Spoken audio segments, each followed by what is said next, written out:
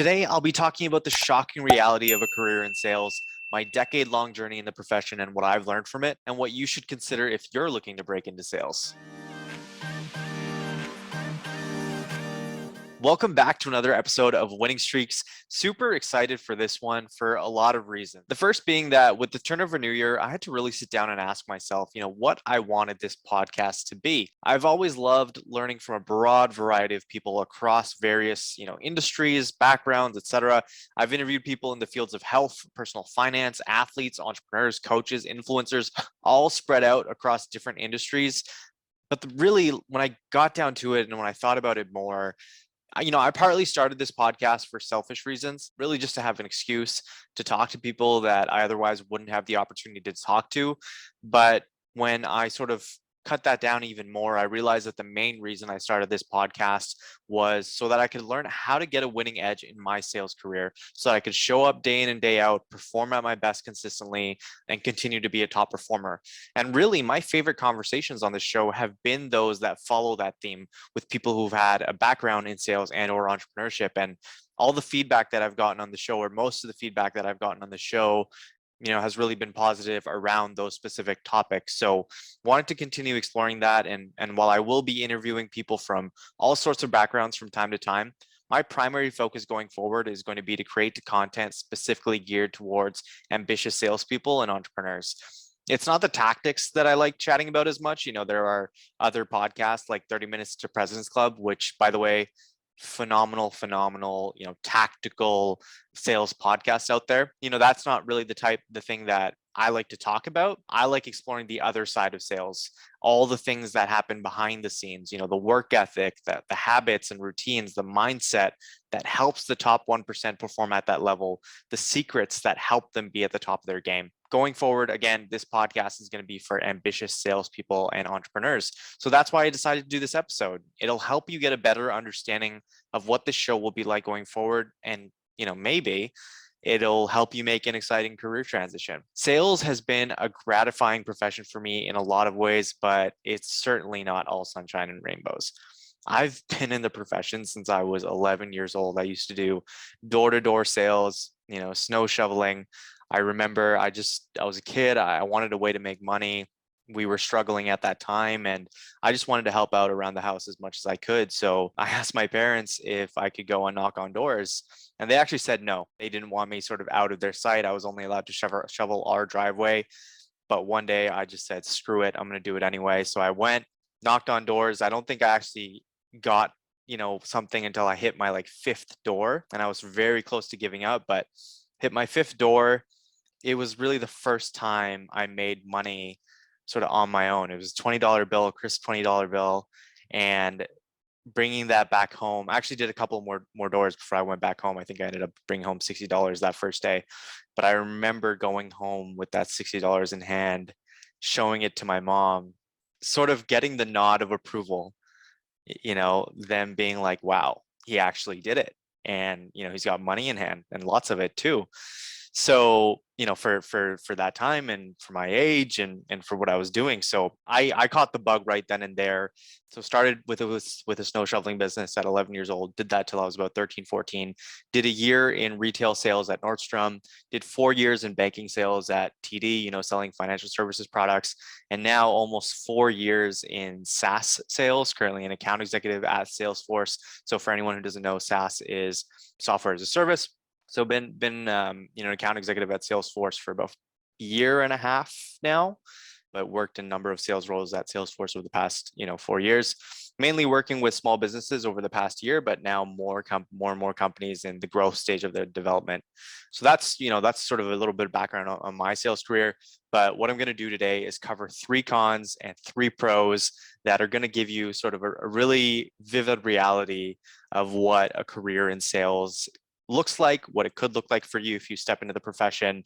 So let's get started. Let's just start with the cons, the bad news. Con number 1, the number 1 thing that salespeople complain about is the pressure. Salespeople have quotas. That's the reality. Our job is to hit or exceed quota. As a result, there's always an underlying pressure to achieve that quota, no matter how much one might try not to feel that pressure. Furthermore, you might have, a really great month where you blow your number out of the water, You're great, you're happy, and you're probably going to get a fat commission check as a result. But guess what? Next month, you start all over again at zero. The pressure comes right back. Now, sometimes that's really tough. It can feel like you can't catch a break. And this is why sales isn't for everyone. The pressure of sort of starting at zero every month or at every quarter and always having this quota over your head can feel like a lot, and it can feel overwhelming for a lot of people. Now, for each of these cons, there's going to be somewhat of a silver lining. Now, here, the silver lining is that if you invest in learning the skill, if you consistently seek out feedback and you're persistent with your habits, you have a lot better chance of hitting your quota. For me, it's given me the confidence to deal with the pressure over time. Investing in those skills and continuing to learn, continuing to sharpen my axe, so to speak. I think Abraham Lincoln said something like, if I had 7 hours to chop down a tree, I'd spend 6 hours sharpening my axe. And in a career like sales, you really gotta sharpen your axe at all times, because the game changes every day. Video prospecting is something that wasn't even talked about really 5 to 6 years ago, and now it's almost starting to hit mainstream, and more people are using it in their day-to-day sales outreach. So something to think about. It can be a lot of pressure, but if you're willing to put in the work, it'll build up that confidence in yourself to deal with that pressure. But at the end of the day, sales is a numbers game. No matter how nice you are, no matter how sweet you might be to your customers, no matter how much they might like you, it is a numbers game, and you need to be able to perform to sort of keep a job and stay somewhere long term. So that's con number one. Con number two is unpredictable income. When you work in sales, your compensation is usually split between salary and commission. For some salespeople, it's purely commission, which is wild to think about. This means that your income can be very inconsistent month over month due to your performance. As a result, it can be very difficult to make certain financial decisions. Since you don't know what could be coming in, managing your money can prove to be a little tricky at times. The silver lining is that it almost forces you to manage your money better. For me, I've focused on living off of my base salary and then investing my commissions whenever I can. Now, granted, it doesn't always happen. There are certain months where I might decide to splurge or, go extra on a dinner or whatever it might be.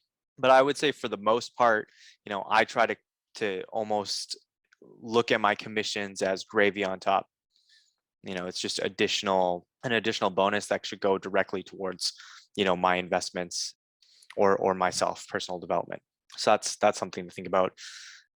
And it's been a great model for me, because it actually forces me to perform better, because I know that in order to be able to invest more, in order to be able to invest more in myself, in order to grow my money, I have big aspirational real estate goals as an example. I need to perform at work, because if I don't perform at work, I won't get the commissions necessary to be able to do that sort of thing. And it sort of lights a fire under me to do well on a day-to-day basis. But if you need income security and predictable money coming in through the door, sales may not be right for you. The last and final con I'll talk about is the work. Look, like I've said a few times already, this isn't going to be for everybody, and sales isn't supposed to be for everybody. It can be a grind. You need to be able to consistently show up with energy, enthusiasm, and persistence.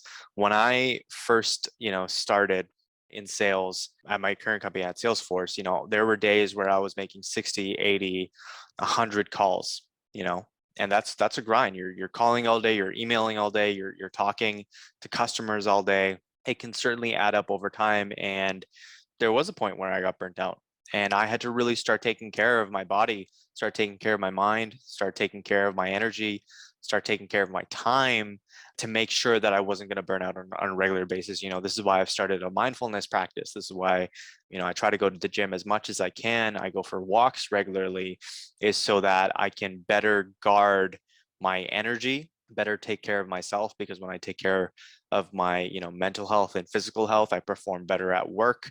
You got to be ready for the grind that is sales. It's not as dramatic as movies like Wolf of Wall Street or Boiler Room make it out to be. In fact, in today's day and age, it's usually nothing like that if you're working at the right place. But it can be a lot of calls, can be a lot of ton of meetings, back-to-back days, ton of emails, and sometimes even late nights or early mornings. If a CEO isn't available until 8 p.m. at or 9 p.m. at night, sometimes that may be the compromise you need to make. Or let's say you have a really critical presentation with executives or C-suites, CEO, CFO, CRO tomorrow. Maybe you're working till 11 o'clock at night building a deck. It's happened to me. I've spent late nights just putting together the perfect, presentation deck that would hit the point home. So something to, again, think about. You need to consistently prospect for new customers, progress existing pipeline and opportunities, and close what you can. That's the game of sales. That's what sales is. For me, the silver lining is that seeing a deal close after putting in all the effort and the hard work, it can feel really great. It shows that your hard work paid off. And I like that sales forces me to get uncomfortable every single day, because usually the best things in life come on the other side of uncomfortable. All right, now to the good news, the great news even. Sales is a lot of pros, but I'll just talk about 3 today. The main attraction that brought me to sales was that the amount of work you put in is usually directly correlated with the results that you get and the money you make. I love the idea that I could, in a sense, be in charge of my income. You usually see a very direct relationship with the quality of work you put in and the amount of money you make. Now, people argue about whether smart work or hard work is better. In the sales world, that basically means make more calls and send more emails, or make few quality calls and write precise emails. I say, why not both? Hard work is hard work. Everyone knows what it is. And if I decide I want to work harder, I can make more money. On the other hand, with a salary job, I can't really control how much I make. I've been told what I'm going to earn, and there isn't really any flexibility or opportunity, no matter how hard I work, to grow that amount, other than maybe like an annual bonus or something like that. And as someone who prides himself on working hard and having a strong work ethic, I can confidently say that it has paid off for me, and for anyone else who puts in the work, it will pay off for them too. The second pro, competition. I love competing. I've always loved competing. Growing up, sports and video games were my life. I just ordered a PS5. I'm very excited. One, one of the best years of my life was in grade 10, when I was playing at least like 8 different sports throughout the school year: basketball, volleyball, soccer, cross country, ultimate frisbee. Man, I can't remember the rest right now, but I did a bunch of them. I thrive off of the competition. I loved the energy that competing brought out of me. I always wanted to improve, do better, perform better, and give whatever edge I could to my team to win. I would get up and go to the YMCA at like 5:30, 6 o'clock in the morning before school to practice on my own.